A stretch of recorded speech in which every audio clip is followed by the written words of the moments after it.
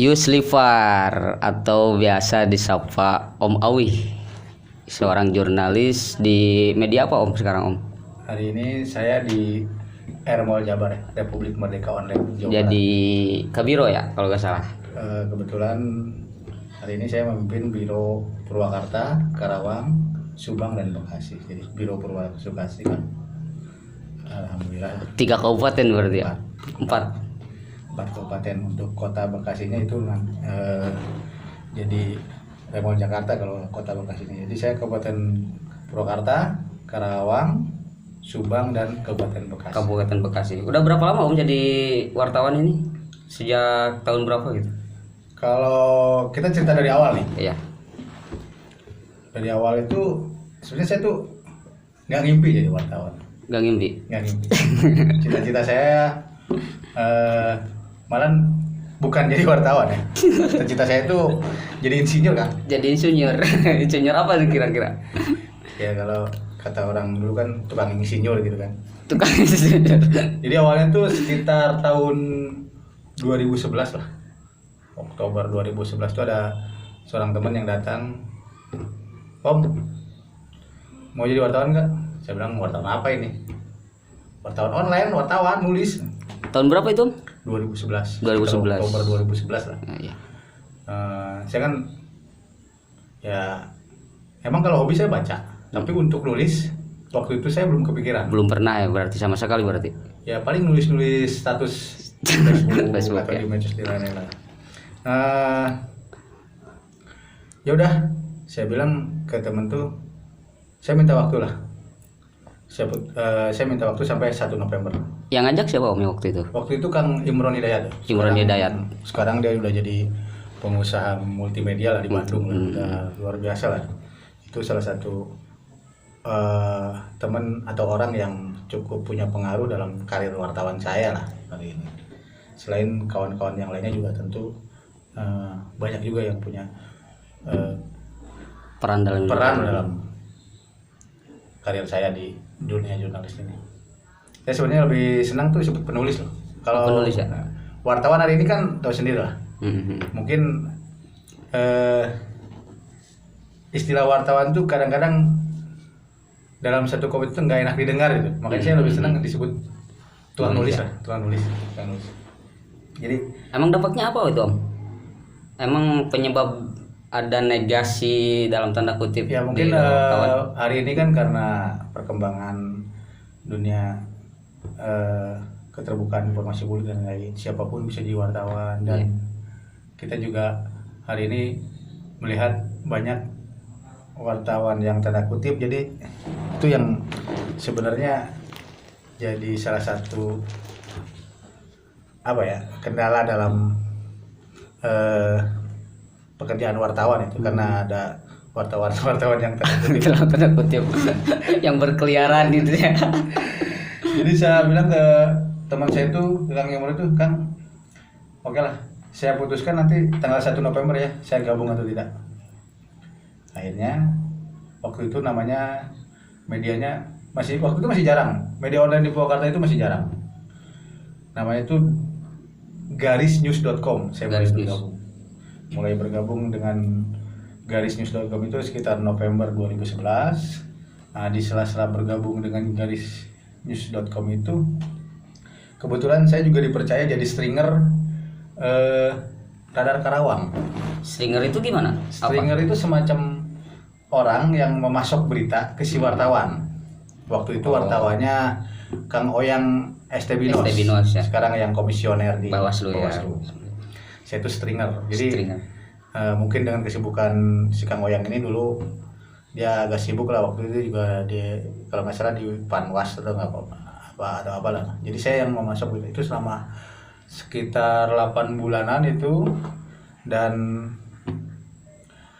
di garisnews.com juga saya sebenarnya banyak belajar dari senior-senior saya yang hari ini menjadi ketua PWI Purwakarta seperti Kang Asep Jadi Sobana atau Asep Kobel, terus Kang Asep Firdaus, ya selain dari Kang Imron sendiri yang waktu itu dia di bawah pembinaan dia lah selama 8 bulan itu jadi wartawan online lah pertama itu. Saya juga waktu itu dipinjemin kamera pocket Mm-mm. sama si Kang Imron itu, pocket. Waktu itu kita nulis tuh belum di HP, Belum di apa ya? harus ke warnet. Perbedaannya dari dulu sampai sekarang apa Om? Ya, jelas, Kira-kira lebih cepat kendalanya? sekarang lebih cepat. Kalau sekarang itu ada berita tulis langsung bisa terbit, itu Langsung terbit, hitungannya menit. Mhm. Kalau dulu tuh harus ke warnet, harus punya cat reader untuk mindahin File ya, file foto ke komputer dan sebagainya. komputer. Ya pokoknya cukup jadi kendala lah. Begitu selanjutnya ada, Berarti waktu itu dicetak berarti ya? enggak, online. Online juga? Online. Waktu itu Purwakarta itu selain Jatiluhur online ada yang namanya garisnews.com. Nah, ini. Jadi di situ yang punyanya tuh mantan-mantan Pasundan Express dan Oh yang dulunya jadi wartawan, Nah, sekarang punya media sendiri media. gitu kan? Dalam perjalanannya akhirnya si Kang Imron juga yang memasukkan saya tuh ke Pasundan Express. Bukan ke Pasundan Express. Maaf. Sebelum Pasundan Express, saya itu masuk dulu sekitar tahun 2012 itu di Koran Kabar Gapura, Koran Harian Kabar Gapura Ya. yang di Kerawang. Waktu itu kepala bironya Kang Asep ya di Sobana atau Kang Kober yang sekarang ketua PWI. Nah, kurang lebih selama 2 tahun di wartawan. Waktu itu kan Kabar Gapura itu masih anak perusahaan PR ya, PR Group. 2 tahun. Kemudian 2014 itu saya bergabung dengan Pasundan Express. Nah, ya atas dorongan si Kang Imron juga masuk bergabung di Pasundan Express selama kurang lebih 4 tahun, dan 2017 masih tetap dorongan si Kang Imron juga saya masuk di Ermol Jabar. Hermol Jabar. Oh dari Itu namanya Rakyat Merdeka Online ya. Terus beberapa waktu kemudian ganti manajemen jadi Republik Merdeka Online Jawa Barat. Itu mungkin sekilas perjalanan kewartawanan saya. Kemudian hal-hal apa saja sih Om yang menarik gitu kan dari dunia perjurnalisan atau perwartawan, yang menariknya apa itu Om? Dan yang jadi tantangan sendiri itu apa? Sebenarnya profesi wartawan ini menurut saya cukup membanggakan ya. Ini untuk jadi wartawan itu semacam ada kemudahan-kemudahan untuk mengakses informasi-informasi dari kalangan-kalangan yang disebut misalnya pejabat dan lain-lain. Sementara kendalanya ya itu tadi, adanya wartawan-wartawan yang emang jadi malah merusak Citra itu sendiri. nama wartawan itu sendiri. Kira-kira selama perjalanan Om jadi wartawan pernah nggak terbesit rasa takut gitu kan dalam menghadapi atau memberitakan sesuatu gitu? Rasa takut itu manusiawi ya. Tapi kalau misalkan saya membuat sebuah tulisan atau berita yang berbasis data dan hasil konfirmasi dengan yang bersangkutan, itu tidak ada rasa takut. Seperti apapun itu beritanya. Yang penting Walaupun banyak tekanan juga gitu Om. walaupun memang tekanan selalu ada ya. Hmm. Dengan berita-berita yang bersinggungan, apalagi berita-berita berkaitan dengan masalah hukum dan lain-lain. Iya. Tapi ketika berbasis data, sama sekali saya tenang, takut. Dan ini juga perlu diketahui, proses penerbitan sebuah berita itu bukan hanya di tangan wartawan. Wartawan itu tugasnya hanya melihat, mendengar, menulis ya. dan mengirimkan ke redaksi. Iya. Jadi keputusan untuk menaikkan atau tidaknya sebuah berita itu ada di redaksi. Artinya ketika sebuah berita itu sudah naik, artinya itu sudah dianggap aman oleh redaksi. Seperti itu.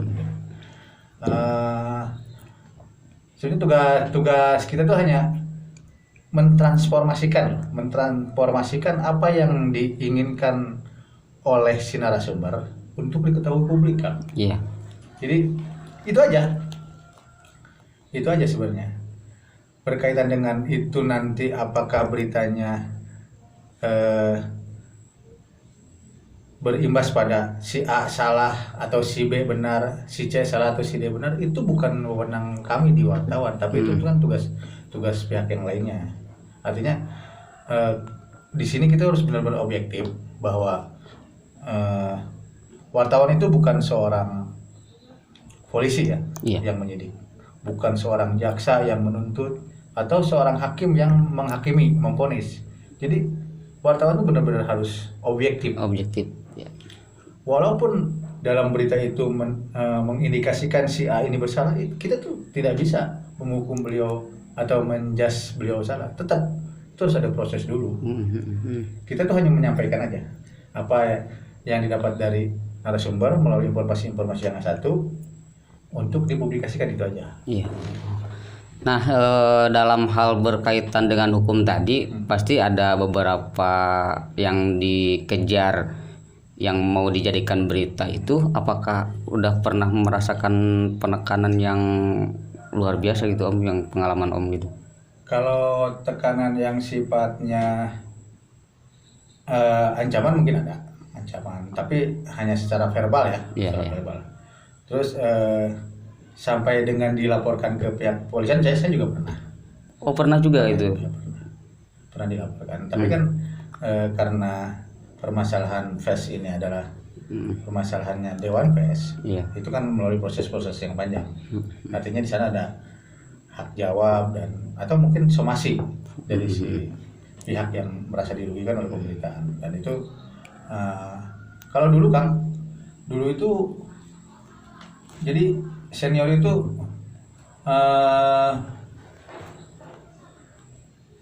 menyarankan kita tuh gini, bukan menyarankan yang memberitahu, menekankan gini loh para senior. Kalau kamu belum dilaporkan ke polisi oleh narasumber, kamu berarti belum jadi wartawan. Gitu. Oh gitu ya. Itu tandanya apa Om kira-kira? Artinya kalau kita sudah dilaporkan berarti berita kita dibaca gitu. Artinya gitu ya. Artinya gitu. Berita kita dibaca. Gitu. Ngeri juga ya kalau misalkan ada jadi, ancaman, ada itu. Tapi menurut saya seseorang yang jadi wartawan itu harus menetapkan dulu passionnya. Passion kita ini memang wartawan atau bukan, itu aja. Penulis atau bukan, itu aja sih sebenarnya. Hal-hal lainnya ya pengalaman cukup banyak lah. Terus kita jadi mungkin bisa dibilang wartawan yang benar-benar dia itu orang yang paling duluan tahu lah tentang sebuah kejadian itu aja. Sebelum publik tahu, wartawan harus lebih tahu dulu. Tapi hari ini ya eksistensi wartawan itu ternyata mulai medsos kan sebenarnya. Hari ini tuh dengan media sosial setiap orang bisa jadi wartawan. Nah iya itu Om, di era yang super cepat ini gitu kan, semua orang bisa menjadi wartawan dalam hal menginformasikan suatu peristiwa ataupun kejadian gitu kan. Nah peran untuk wartawan sendiri di saat ini seperti apa? Wartawan kalau tidak mengikuti perubahan ini, tidak mengikuti digitalisasi ini, ya bakal ketinggalan kan. Cuman ada perbedaan dengan apa yang dibuat oleh wartawan dunia maya atau netizen dengan wartawan yang misalkan benar-benar profesi itu tadi. Karena informasi yang kita tulis di media-media mainstream itu harus melewati dulu verifikasi, konfirmasi dan lain-lain. Nah, terus sesuai dengan kaidah-kaidah jurnalistik dan lain-lain, itu tidak sembarangan harus naik seperti yang dilakukan oleh netizen. Netizen yang langsung aja benar kan. Ya Om. Nah setiap peristiwa kejadian yang berkaitan dengan hukum yang Om tadi katakan ada ancaman, pernah gak ada salah satu narasumber atau yang pihak terkait memberikan sogokan ke Om gitu kan, untuk agar tidak diberitakan lah, intinya kasarnya gitu, karena kan sudah menjadi rahasia umum gitu kan. Si wartawan eta mah cenah mau ngaberitakeun teh anu gitu kan. Nah itu seperti apa Om? Pernah gak Om ngalamin hal seperti itu? Kalau idealnya kan, wartawan itu jangankan untuk diberi Iya. atau meminta. Kita nih wawancara dengan narasumber disuguhin air putih, itu sama wartawan nggak boleh diminum untuk menjaga objektivitas si pemberita itu.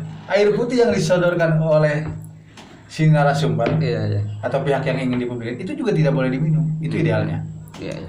Tapi dalam perjalanan karena ada kepentingan pengusaha media juga, Iya. hal idealisme, saya akui idealisme wartawan ini memang hari ini terseok-seok oleh kepentingan pemilik media. Iya.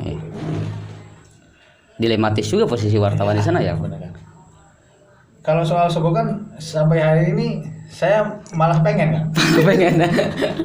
karena belum ada yang nyogok saya. Belum ada. Bener nih, belum ada nih. Belum ada yang nyogok saya kan, karena prinsipnya gini lah,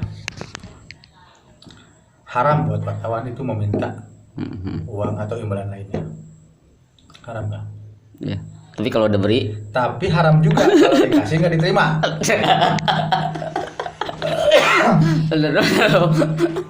Beda loh, kita minta sama dikasih. Iya.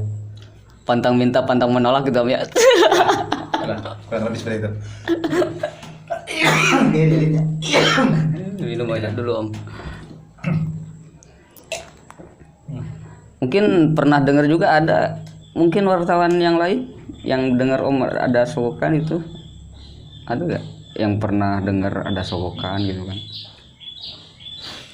Kalau praktek-praktek seperti itu, saya juga tidak dapat memungkiri ya. Cuman tapi kan kembali lagi ke si pribadi wartawan. Pribadi ya. Ya kadang-kadang kan ada dalam satu acara yang si panitianya ingin memberikan ganti uang akomodasi atau ada uang bensin, itu kan yang kata saya tadi, itu yang haram kalau ditolak gitu. Kalau ditolak. Tapi bukan kita minta ya. Iya. Biasanya kan dalam satu acara si panitia itu sudah menyiapkan akomodasi dan lain-lain. Itu Kalau itu mah bukan kategori sogokan berarti Om ya. Karena itu pemberian murni dari si yang ngadain kegiatan ataupun secara narasumber yang tadi. Secara ideal itu sebenarnya nggak boleh gitu loh. Sebenarnya nggak boleh. Tapi lah gimana ya? Udah butuh. Karena kerja kita kan memerlukan akomodasi. Iya. Misalkan sebuah acara di A, tempat A yang harus ditempuh dengan jarak sekian itu, seperti itu aja lah kan, kadang-kadang ganti akomodasi. Realistis lah kalau itu mah. Kalaupun pada akhirnya itu dianggap sogokan ya kita mau bilang apa? Karena kan kalau sogokan kan bukan seperti itu kalau menurut saya. Baik Om, yang terakhir pengalaman Om yang cukup panjang ini gitu kan, dari mulai tahun 2011 sampai saat ini, ada gak terbesit di pikiran Om ingin mendirikan mendirikan media sendiri gitu kan Om? Kalau senior saya mungkin sudah ke arah sana ya. Kalau buat saya secara pribadi saya belum mungkin belum sanggup atau belum mampu ke arah sana, karena menurut saya membuat sebuah media itu berat. Eksistensi sebuah media itu juga salah satunya ditentukan oleh update berita yang tiap hari. Iya. Itu kan perlu Sama akurasinya juga. Jadi saya belum kepikiran membuat media seperti yang teman-teman lakukan senior saya lah. Ya hari ini mungkin saya lebih masih ke jadi kuli dulu lah. belum Kalau beberapa rekan saya mereka sudah jadi pemilik media dan pengusaha media massa lah, seperti itu kan. Baik. Saya hari ini belum lah. Ya, siap Om. Baik Om, terima kasih waktunya. Semoga sukses, lancar dalam menjalani aktivitasnya. Oke. Selamat sore. Assalamualaikum warahmatullahi wabarakatuh. Coba nanti tinggal coba.